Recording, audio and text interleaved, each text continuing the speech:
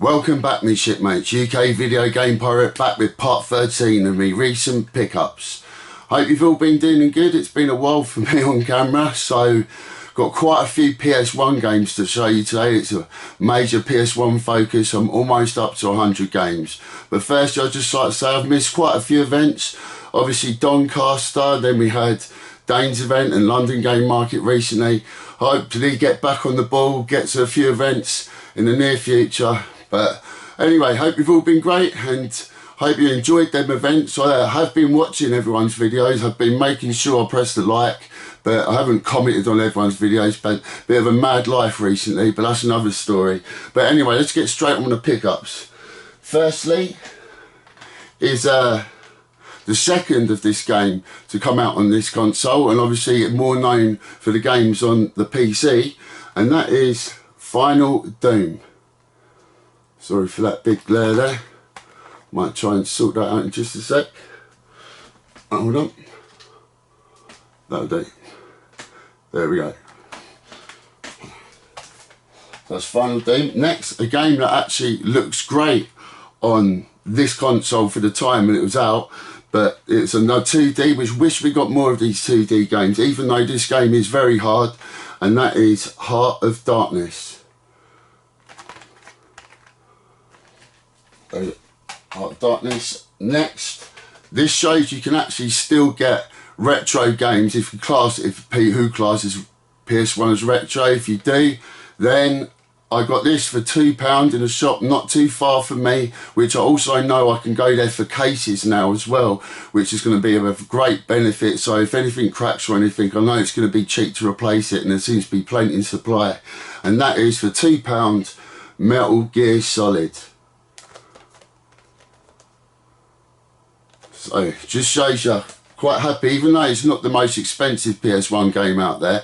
I was quite happy when I got that for £2, trust me. And next is the sequel to a game I actually was fond of on the PS1. Came out on the Saturn as well, and I never played it, and that is Pandemonium 2. Okay.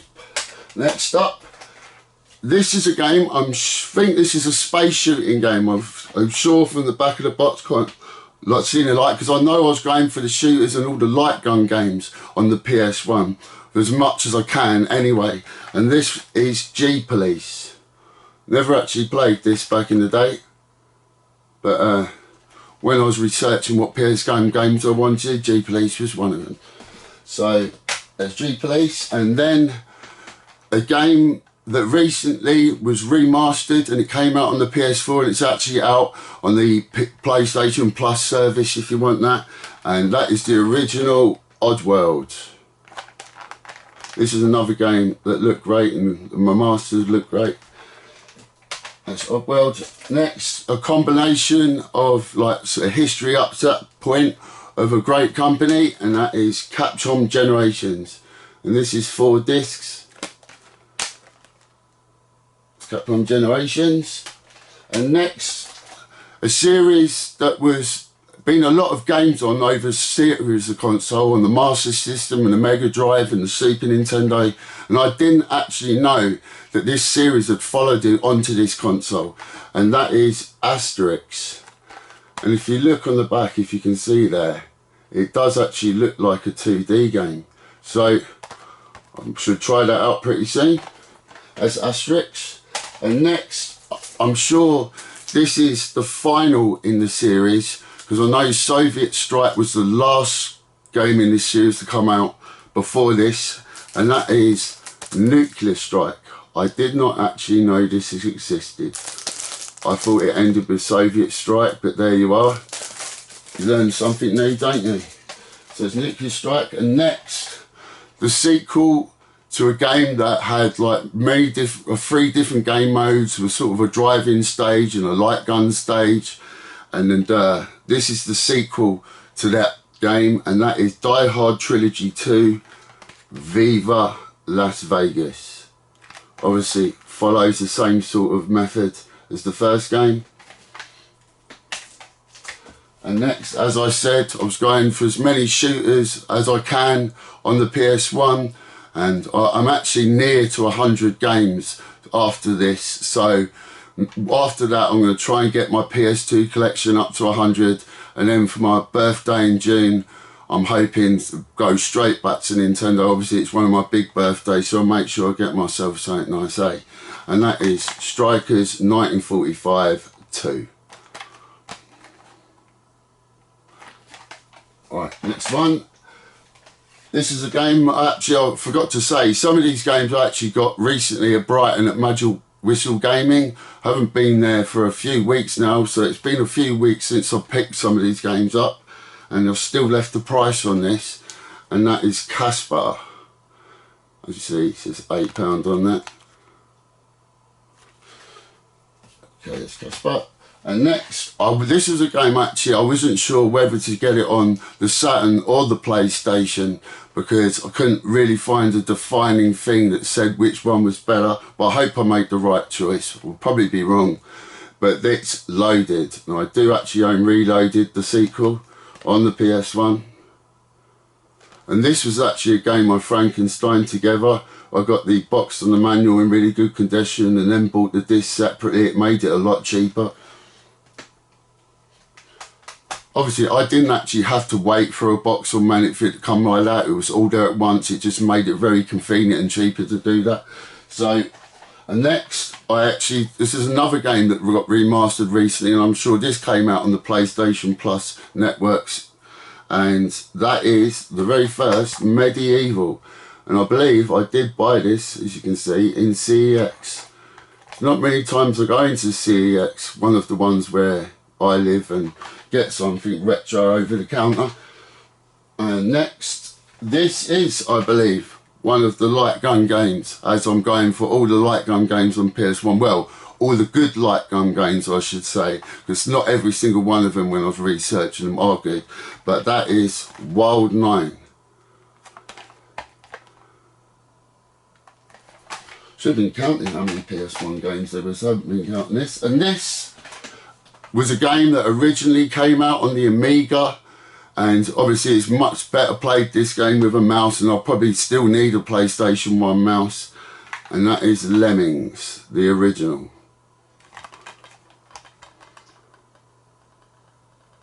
So I'm not sure, was there a sequel to this on the PS1? Maybe you can let me know.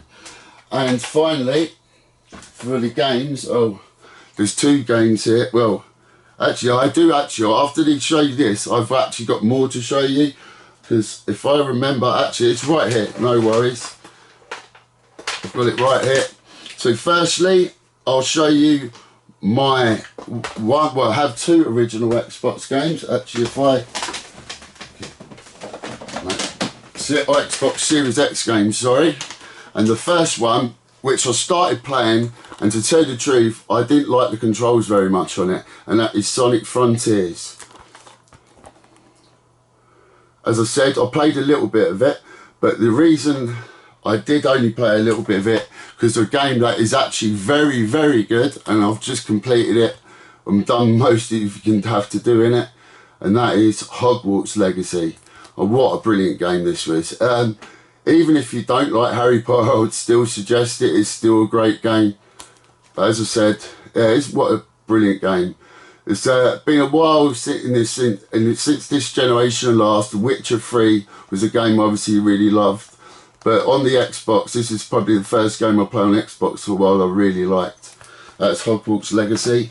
And next, I said I'd be picking up the odd Master System game. And so that's basically happened, because it might be a PlayStation focus, but I said I might concentrate, just get one Master System or Saturn there just to keep that going for a while. And that is the very popular Black Belt. So that's my one Master System game. And next, a PS4 game. This is another game I actually enjoyed. I wouldn't say it was one of the best games I ever played. It's what I'd give it a 75, 80 mark. I did think it was very last gen rather than this gen, and that is Forspoken. Yeah, as I said, I enjoyed my time. I've completed this, and I enjoyed my time with it. So as I said, it was very last gen, even though I think this was exclusive to the PS5. But as I said, it was still a good game, Forspoken. And next, just lastly to show you a film to show you, and this was another sort of different view on how one of these films, because I'm not sure they've done this in this series before, and that is Halloween Ends. And if anyone's seen it, where Michael Myers resides, that I find that very strange, like he wants to be a Ninja Turtle or something. But I don't know. But as far as the film goes, as I said, it's sort of a new style to it. But as I said, like with most films recently or in recent years, they're sort of all over the place. You usually have to watch them 3 times to understand what the hell's going on. So that's it all as far as the games and movies. And what I'm going to do now, if I can just take this off, and I'm going to show you the update to my wrestling figures and how it's gone recently. I get this off and I'll show you up here. We have, if I turn on the light, you can see up here, and we have The Rock, we have Hollywood Hogan, and over there Lex Luger to add to my new generation. And then because I've built them 4 figures, it was the Macho King, Dusty Rhodes, Hogan and The Rock, I've now got Mean Gene Oakland just standing in between Ultimate Warrior and Macho Man there. And lastly, I think the last thing to show you is the first Golden Age tag team I got, and that is the Nasty Boys. And if you're going to get these, make sure you get them with the glasses, because a lot do have them missing. Well, that is it, my shipmates. So until next time, goodbye.